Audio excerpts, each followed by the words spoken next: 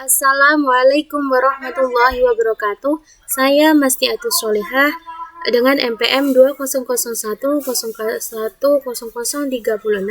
Di sini saya akan memenuhi tugas kuliah baca tulis Al-Qur'an, yaitu membuat video penjelasan mengenai cara membaca huruf ro. Baik, langsung saja. Hukum atau pembacaan huruf ro, pengucapan pelafalan huruf ro itu ada 3. Yang pertama tafhim, yang kedua tarqiq, dan yang ketiga adalah jawazul wajhain atau 2, yaitu bisa dibaca tarqiq dan juga pula dibaca tafhim. Baik, langsung saja. Yang pertama yaitu tafhim. Tafhim itu artinya tebal. Jadi ro di sini dibaca secara tebal. Itu ada 7 keadaan. Yang pertama, ro dibaca tafhim apabila ro yang berharokat domah atau berharokat fathah. Contohnya pada Quran surat Al-Baqarah ayat 200, yaitu Rabbana atina, Rabbana ro, Rabbana atina. Jadi sebetulnya ro-nya dibaca tebal, tidak tipis. Kemudian yang kedua, ro apabila dalam keadaan bersukun dan huruf sebelumnya berharokat fathah atau domah. Terdapat pada Quran surat Al-Baqarah ayat ke-185. Contohnya wal furqan, jadi ro-nya itu bersukun, jadi kita dibaca, jadi di sini dibaca tebal. Wal furqan. Pengucapan huruf ro. Kemudian wal furqan. Yang ketiga, apabila ro bersukun karena dibaca waqaf, sukun dibaca waqaf atau dibaca sukun, diberhentikan, mati, dan huruf sebelumnya berharokat fathah atau domah. Terdapat pada Quran surat ke-74 ayat ke-29. Contohnya lil bashar. Kemudian nomor 4, yang keempat, apabila ro bersukun karena dibaca waqaf, huruf sebelumnya berharokat fathah atau domah. Kemudian di antara ro bersukun dan huruf berharokat tersebut ada huruf yang bersukun. Jadi ada di antara huruf yang bersukun, kemudian ro-nya dibaca waqaf atau berhenti. Contohnya pada Quran surat ke-103 ayat pertama wal ashur, tetap saja ro-nya dibaca tebal. Kemudian yang kelima, apabila ro bersukun karena dibaca waqaf dan huruf sebelumnya berharokat fathah atau domah. Kemudian di antara ro bersukun atau ro yang berharokat tersebut ada huruf mat, yaitu alif atau wawu. Jadi di sini ada juga terjadi hukum mat arid li sukun. Dibaca panjangnya adalah 6 harokat. Contohnya pada Quran surat ke-52 ayat 1. Wattur. Jadi seperti itu. Kemudian yang keenam, apabila ro bersukun didahului oleh huruf yang berharokat, kasrohnya itu berharokat kasroh, kemudian kasrohnya itu kasroh tambahan yang didahuluinya. Jadi seperti itu. Kemudian contohnya terdapat pada Quran ke-21 ayat 27. Contohnya irtadha, didahului huruf yang sebelumnya berharokat kasroh tapi kasrohnya bukan asli. Irtadha. Kemudian yang nomor 7 yaitu apabila ro bersukun dalam kalimat didahului oleh huruf yang berharokat kasroh asli dan sesudahnya menghadapi huruf isti'la yang berharokat kasroh. Jadi sama seperti yang tadi, didahului huruf yang berharokat kasroh, tapi di sini kasrohnya asli dan sesudahnya ada huruf isti'la. Contohnya terdapat pada Quran surat surat ke-89 ayat 14. Labil mirsad. Mimnya yang menyandang harokat kasroh, kemudian didahului huruf isti'la. Shod. Jadi seperti itu. Kemudian hukum yang kedua yaitu tarkik. Tarkik menurut bahasa adalah kurus atau tipis. Jadi di sini dihubungkan dengan ro, yaitu cara membaca ro tipis seperti itu. Kemudian itu ada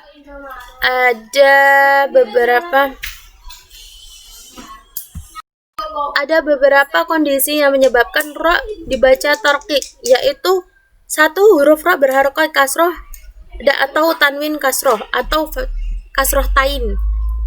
Contohnya pada Quran surat Al-Baqarah ayat ke-25. Rizqan, rizqan, rizqan. Jadi seperti itu. Kemudian huruf kedua, huruf ro berharokat diwakafkan.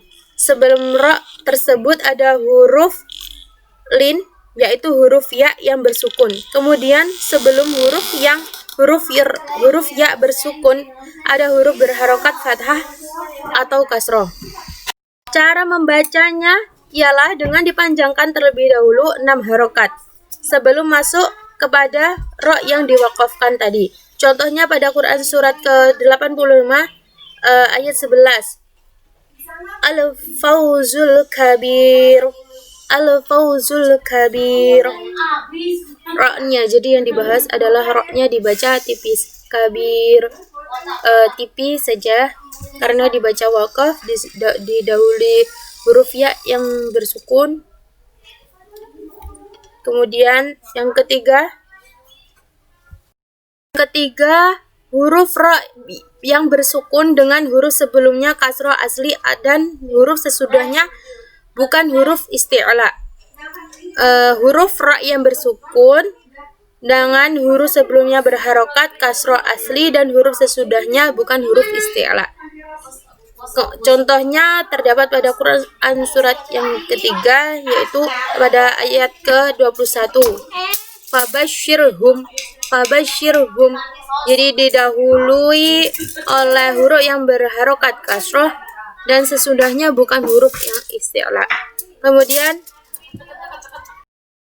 Kemudian hukum tarkik juga berlaku untuk ro yang diwakafkan.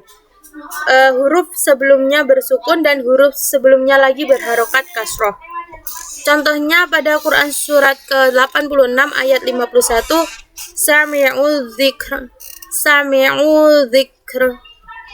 Jadi seperti dzikr itu juga dibaca tipis. Yang hukum yang ketiga yaitu jawazul wajhain. Secara bahasa artinya boleh dua bentuk. Maksudnya huruf ro boleh dibaca tafkhim maupun tarqiq.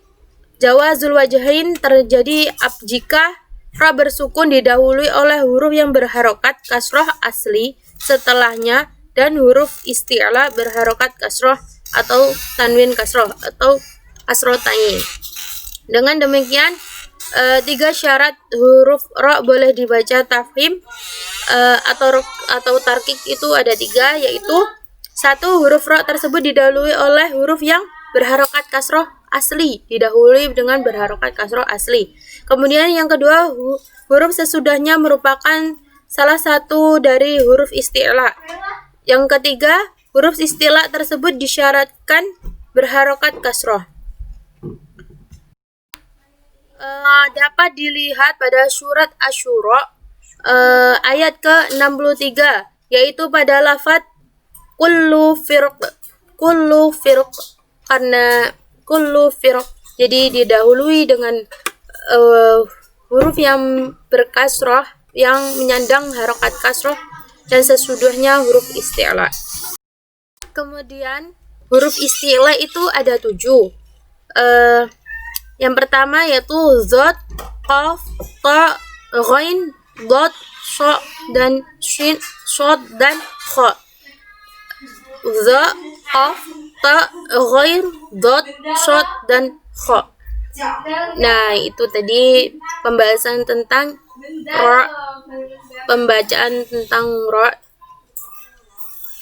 Di sini saya akan membacakan surah Al-Quran yang sedikit panjang yang di dalamnya terdapat salah satu dari hukum bacaan tersebut. A'udzu billahi minasyaitonir rajim. Bismillahirrahmanirrahim. Syahrul Ramadan alladzi unzila fihi al-Qur'anu hudan linnasi wa bayyinatin minal huda wal furqan. Faman syahida minkumus syahra falyasum.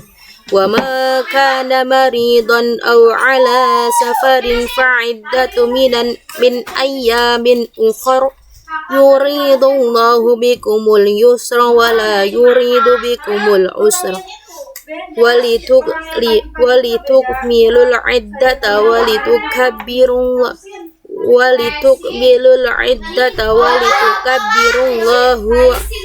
ولتكبروا الله على ما هداكم ولعلكم تشكرون. Shadaqallahul adzim wa ballagha rasulul karim wa nahnu ala dzalika minasyahidin wasyakirin walhamdulillahi rabbil alamin. Cukup sekian dari saya, kurang lebihnya saya mohon maaf yang sebesar-besarnya, dan saya akhiri wallahul muwaffiq ila aqwamit thariq. Wassalamualaikum warahmatullahi wabarakatuh.